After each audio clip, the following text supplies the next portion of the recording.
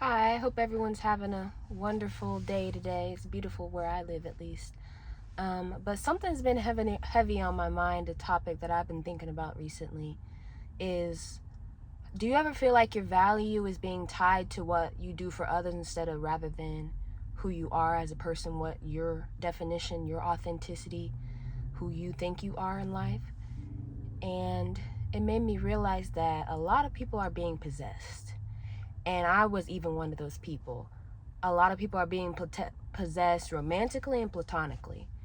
And I have experienced it, I've seen it, I've heard people talk about it, and it's really something that I've started to discover more and more that it's just not worth it. It's not worth it at all, being possessed by another person, and you can't have no individuality and no definition outside of them. And I had to realize what defines being treated like a possession. You're always controlled, you're always monitored, you're always owned. You feel as though your authenticity isn't respected. Someone's dictating how you dress, how you think, how you speak, how you live, how you're supposed to ultimately live your life. You feel as though you're being used for someone else's gain, validation, status, emotional needs. You even feel drained when you leave that person, and they are just sucking all your energy while you feel depleted when you go home or when the conversation ends. And I had to realize that and really have a conversation with myself and say, what are the signs that I was being treated like a possession? Because I started realizing that, you know what, this isn't normal.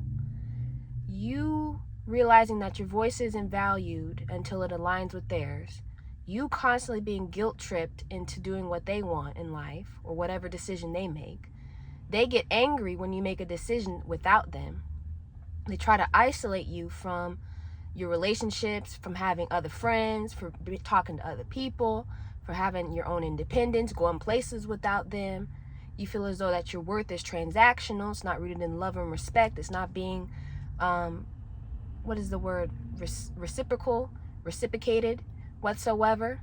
You feel as though you're expected to be available 24/7, like they own access to you, but as soon as you withdraw, or as soon as you say, you know what, or honestly, they're only around in times when they need you, is probably the best explanation of being treated like a possession.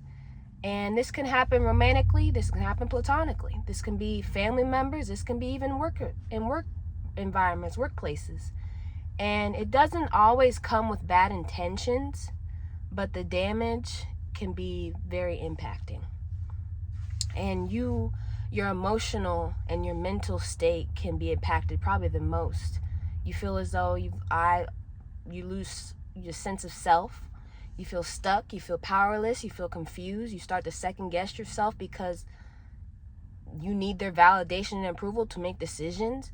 You struggle with setting boundaries. That's one thing I had to learn. I had to learn how to set boundaries and advocate for myself and my needs, because I was so used to being treated like a possession and someone else doing it for me, or just going along with what everyone else wanted me to do. And I started literally feeling like an object rather than a human being with actual feelings and emotions and intentions and goals in life and dreams. And when I realized that I was being treated as possession, I also realized, why do people treat me like a possession?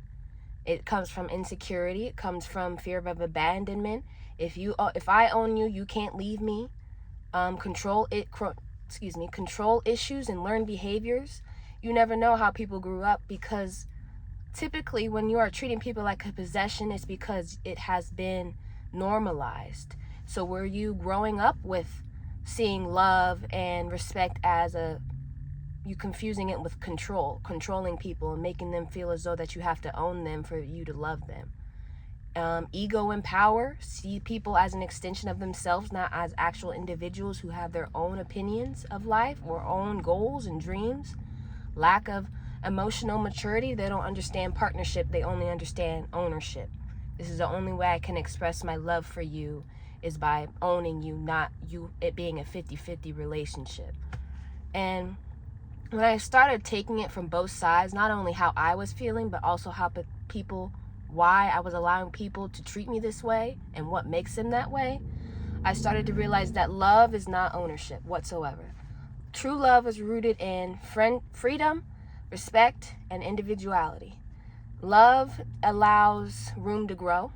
Love encourages self-expression, and it does not demand, it supports. So I had to ask myself even these questions. Am I allowed to say no without guilt, without being guilt-tripped? Can I express my emotions freely without the fear of conflict? Do I feel safe and supported by myself? Am I being celebrated, or am I being controlled in this connection? Because I remember a personal experience. I remember talking to someone one day, and they were complaining about the relationship they were in, and they said that the person that they were in a relationship with was yelling at them when they speak the truth, was mad at them when they stated their opinion, made them feel worthless. And I listened to what they had to say because I'm a person that likes to listen to people. I'm a good listener. But after a while, I started pondering on the conversation I had, that we both had, and I started realizing that it's 50-50. A lot of people would rather, unfortunately, complain about their situation than do anything about it. And you have control of a relationship that you don't like, whether it's platonically or romantically. It's you have to set boundaries for yourself, or you will continue to feel like you are nothing, or that you're not worth being valued, or that you have no love, or that people can't love you. And you have to realize what you don't correct, you reinforce. That's why it's so important for you to acknowledge the truth. You can't heal something that you're still denying, and that you haven't come to terms with and been honest with yourself in this relationship. You got to set clear boundaries. You deserve the ability for you to express yourself and be authentic. Because boundaries are not selfish, they're survival. They help you pinpoint in your life what you want and what you don't want. And it also allows you to be respectful, have some self-respect. You can spend time reconnecting with what you love, what you value, what you believe, what are your goals, your dreams, and saying no to something without having to explain why you're saying no is a big one. And even if all those things don't work out, seek relationships that honor you, that make you look for people who give you what you want and who can see you, not just people who use you. And one thing I had to really come to terms with mentally is that you are not property, Olivia. You are not meant to be owned, controlled, and diminished, because that's not love whatsoever. You're a human being that's worthy of love, freedom, and respect. And if someone can't love you without trying to control you, then it's not love. And that's just something that a lot of people have to come to terms with, and even I had to come to terms with, that if they're trying to control you, it's not love. So that was just one of my thoughts today that I just wanted to share today. I hope everyone has a wonderful day. Bye-bye.